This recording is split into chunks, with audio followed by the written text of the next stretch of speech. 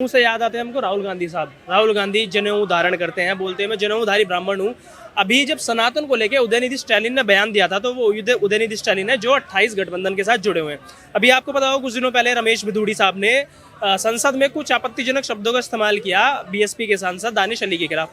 अगले दिन राहुल गांधी साहब पर्सनली मिलने पहुंच गए, पर्सनली उन्हें सांत्वना दी जाके। लेकिन जब 100 करोड़ सनातनियों को अपना अपमान किया जाता है, हिंदू धर्म का अपमान किया जाता है, मिलना तो दूर की बात है, एक मुंह से शब्द नहीं निकला। उन्होंने ये बोल दिया कि उनका व्यक्तित्व, उनका एक जो वो बयान है वो व्यक्तिगत बयान है। देखिए, पहली बात पता क्या होता है, नेता लोग ना, गलती नेताओं की नहीं है। राहुल गांधी अपनी जगह सही है। पता क्या होता है, नेता लोग ना पहले देखते हैं मार्केट में कि ट्रेंड किस चीज का चल रहा है। जब उन्हें लगता है हिंदू एकजुट हो रहा है तो वो हिंदू बन जाते हैं। लेकिन जब उन्हें पता है कि मेवात में जब हिंदू पिटता है तो कोई नहीं आता, जब उन्हें पता है कश्मीर में हिंदू पिटता है तो कोई नहीं आता। तो जब नेताओं को सबको पता है कि हिंदू एक ही नहीं है, तो हम हिंदुओं का वोट बैंक लेके करेंगे क्या? इसलिए वो रमेश बिधूड़ी का विरोध करते हैं और दानिश अली का विरोध करते हैं। और मैं आपके दर्शकों को बताना चाहूंगा, दानिश अली वो है। हम सोच रहे होंगे कि यार क्या हो रहा है दिल्ली की विधानसभा, सॉरी वो तो लोकसभा है, राज्यसभा का, शायद लोकसभा का रमेश बिधूड़ी सांसद में ऐसी गंदी गंदी बातें हो रही हैं। तो दानिश अली का इतिहास बताता हूँ। दानिश अली भारत माता के नाम से बहुत ज्यादा किलसता है। सोचो, भारत में रह के तुम भारत माँ से किलस रहे हो, तुम लोगों को मार रहे हो। एक सिख था, एक इनके जो अध्यक्ष बना हुआ था, उस सिख को मार रहे थे और तब भी ये कुछ नहीं कर पा रहे थे, क्योंकि भारत माता की जय के जो नारे लग रहे थे ना, इनको भारत माता से इतना विरोध था कि दानिश अली ने साफ कह दिया था कि चाहे मैं मायावती जी की पार्टी छोड़ दूंगा लेकिन भारत माता की जय नहीं बोलूंगा। इसके ऊपर बोला रमेश बिधूड़ी ने। आज जो हम हंगामा कर रहे हैं, रमेश बिधूड़ी ने इतना गलत करा, रमेश बिधूड़ी ने इतना गलत करा। पहले आप चीजों को समझो कि रमेश बिधूड़ी ने ऐसा कहा क्यों, रमेश बिधूड़ी का कारण क्या था कहने का, और अगर इसने कहा तो ऐसा क्यों कहा। जब हम इनके सवालों के जवाब क्या सच में कटवाते नहीं है? आप इस बात का जवाब दीजिए।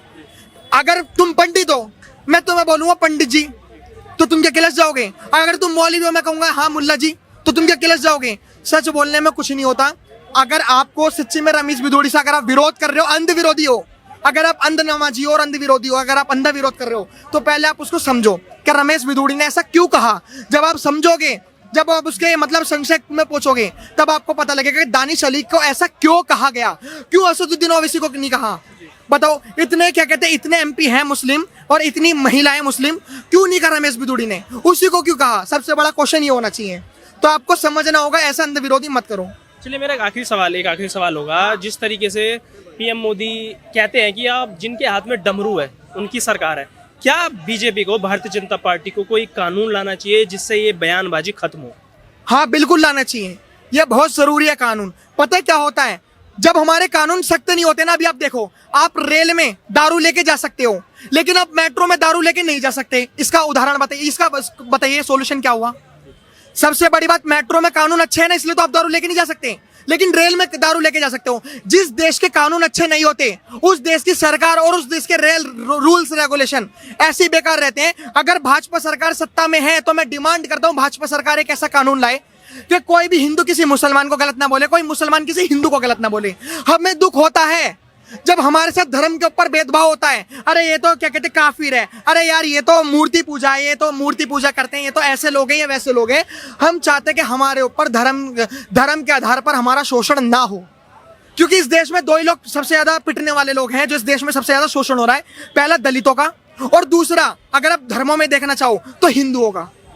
ये सबसे बड़ा मूल रूप कारण है और सरकार को इसके ऊपर सोचना चाहिए। सरकार एक तरफ अगर यूनिफॉर्म सिविल कोड लाने की या फिर बहुत सारे कानून है लाने की सोच रही है, तो एक कानून ऐसा लाओ कि हमारे हिंदुओं का, देवी देवताओं का अपमान ना हो। सोचो, एक बंदा जो कहता है कि इतने सारे शिवलिंग है, ऐसे ऐसे करके शिवलिंग तुम्हारे कितने हैं? अरे तुम्हारे तो शिवलिंग पुरुष के लिंग से तुलना कर रहे हैं, उसमें कुछ नहीं। लेकिन अगर नुपुर शर्मा कुछ कह देती है तो बहुत कुछ हो जाता है। तो मैं चाहता हूं सरकार से कि हमारे ये जो हिंदू समाज है ना, मैं इनसे अलग हटता हूं अपने आप को, मैं हिंदू समाज से अलग हट के बोल रहा हूं, क्योंकि मैं ऐसे समाज से तो बिलोंग बिल्कुल नहीं करता जो कायर हो। ये जो हिंदू समाज है ना मेरे दोस्तों, ये बहुत ही, या तो समझ लो कि इसका दिल इतना नरम है कि लड़ाई करना नहीं चाहता, वरना ये बहुत कायर है।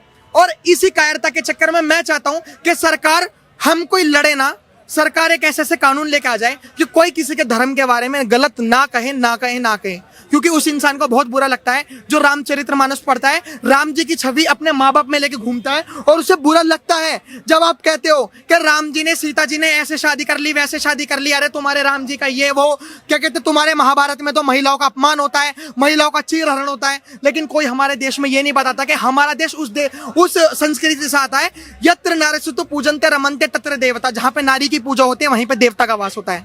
कोई नहीं बताएगा। मैं चाहता हूं भाजपा सरकार से कि इतने तगड़े तगड़े कानून लेके आए। अभी आपने देखा होगा सीआरपीसी आईपीसी सब कुछ बदल दिया। क्यों बदल दिया? महिलाओं के चक्कर में। अभी महिला आरक्षण बिल भी लेके आ रहे हैं, क्यों लेके आ रहे हैं? महिलाओं के चक्कर में। तो थोड़ा हमारे धर्म के लिए बस एक कानून निकाल दो कि ये स्टालिन जैसे लोग हैं हमारे धर्म के ऊपर गलत टिप्पणी ना करें ना करें ना करें। धन्यवाद।